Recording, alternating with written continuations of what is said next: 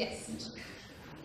Yes, I think that there is a big responsibility, not so much of the European institutions, also of course, but of the state governments, or international governments if you prefer, but the word nation itself should be put in discussion, I think, when we discuss what our identities are. The present institutional framework of the European Union is largely based upon national sovereignty, because the most important decisions that are made at the EU level are not taken by the, let's say, federal institutions, the Parliament and the Commission, but by the Council, which is the organ where individual governments are represented. Even after the Lisbon Treaty, the role of the Council is paramount.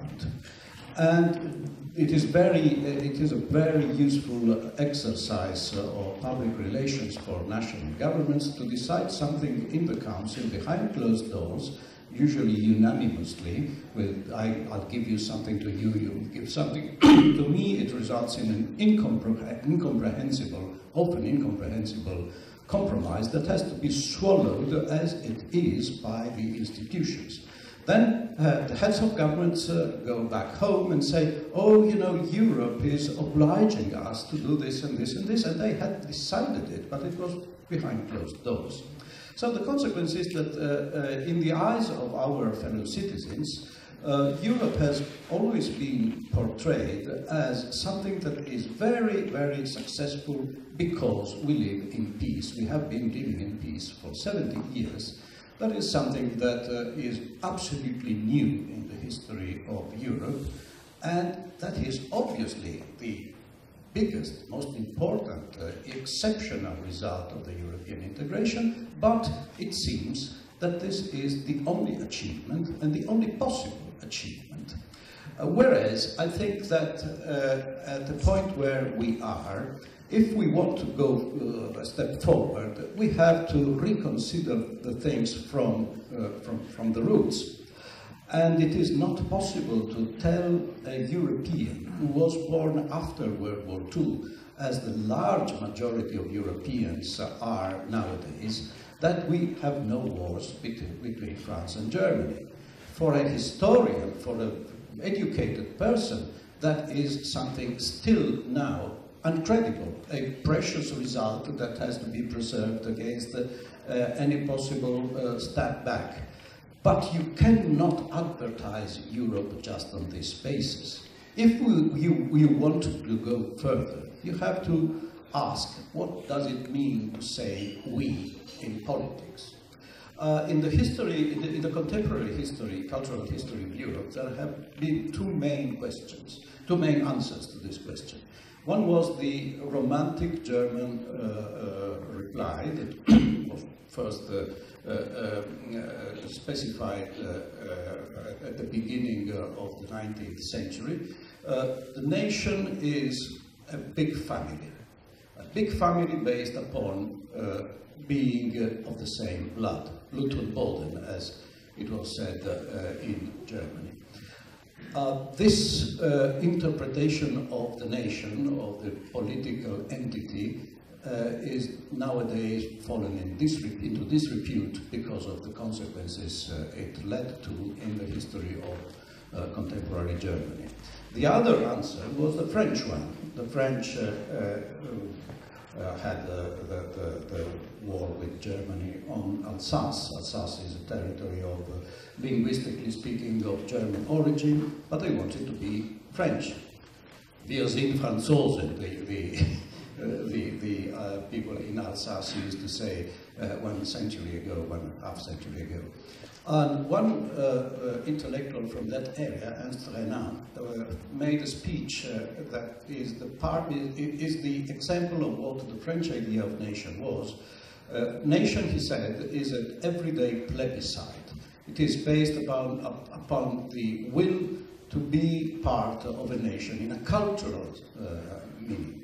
So there were these two, naturalistic on the one hand and culturalistic on the other, ideas of nation in the history of Europe. But nowadays, this culturalistic idea of the nation has two different versions, because no one, not even the extreme right today, would dare saying that we must be a nation because we are of the same blood. They say we are a nation because we share an archaic common heritage. That is more or less the root of those who say European identity should be based upon Christianity, because Christianity coincided with Europe 1,000 years ago, before the Enlightenment, before modernity, before pluralism, before liberalism, before democracy, and so on, so on, so on. So the belonging, but not choosing to belong, being obliged to belong to a community, Gemeinschaft in German, as opposed to Gesellschaft, that is a society where you are a member of, which you are a member of because you chose to be, is nowadays the idea, the culturalistic idea of the nation, of, in my opinion, of the traditionalist, the authoritarian, the illiberal part of Europe. Whereas the only possible democratic idea of a political entity in a more and more secularized and diverse society as ours is that was at first proposed by Jürgen Habermas, the German philosopher, at the time when Germany was still divided. And in contrast with those who said that Germany should be considered as the place where German is spoken, or as the place where German culture was traditionally dominant, he said, no, we should be considered German on the basis of the values, of the civic principles of the 1949 Constitution. That was called the patriotism of the Constitution. This was something that some historians found was very well grounded in the cultural history of the very word patrie in French, or homeland. That is, at the beginning, etymological and philological study of what the word patrie meant at the beginning, as opposed to nowadays you could say to nationalism, was the love for the liberties that are typical of our nation. This was researched in the cultural history and in the use, the very use of this word, patrie, by an Italian historian that teaches in Princeton, Maurizio Viroli, who wrote a book about this and found out that at the beginning, patriotism was love for our freedom. That was true in the Netherlands, in Britain, in the United States, and especially in France. Nowadays, I think this is the only possible democratic idea of a political entity that we can have in societies where our origins are diverse, where the paramount problem is integrating people coming from different cultural and political traditions. We only can be part of a political entity if we share the same values that the constitutional heritage of all our countries now is the consequence.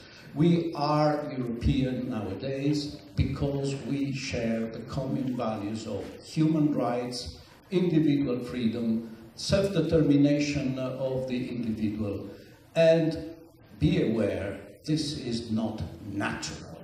And this is unfortunately not, or not yet, the rule in the entire world.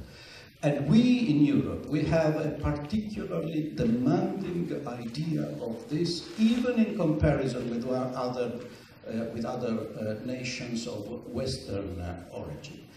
For example, in comparison with the United States, we don't like the death penalty. We don't think that carrying weapons is a constitutional right. And we have a more demanding idea of what the rights of citizens, of each individual citizen should be. So nowadays, if we want to have the European project go on, we can only base this on one idea. We share a heritage that is very important, that is shaped about our constitutions, that is summarized with the Nice Charter in the European treaties. We are Europeans because our mission, our universalistic mission, is the affirmation of individual rights, civic liberties, solidarity, and so on and so on and so on.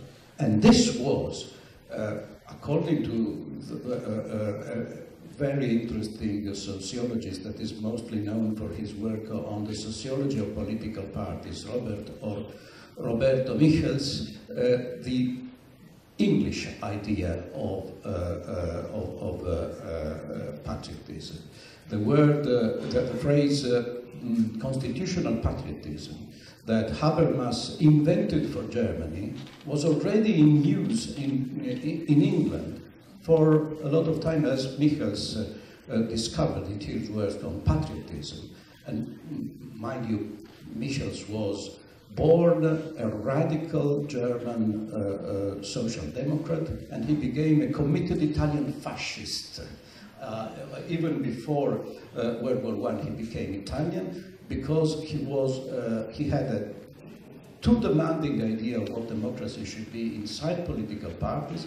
He found it not really existing in the German social democrat society. Well, frankly, if it is so hypercritical, I prefer a frank authoritarian dominion to a false democracy. So this is a lesson also for today. If you want to build something democratic, you should be realistic enough to make your choices in the framework of what is of the existing institution, of what is possible to make better of what they are today. But at the same time, you have to build it upon a set of constitutionally founded human rights, individual liberty, a set of values that makes us different from, unfortunately, still different from large parts of the world. If you go to China, they immediately understand what being Europeans means. If you go to a Middle Eastern country, they immediately understand. If we only are focused on our countries, of course, we only see the differences.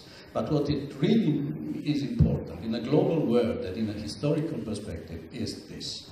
I propose to call this the patriotism of the European Grundnorm,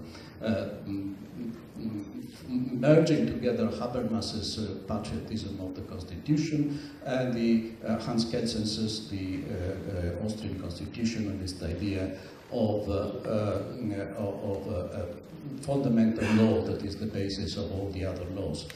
Of course, this cannot be advertised to the general public, and we need an advertiser that can do it for us.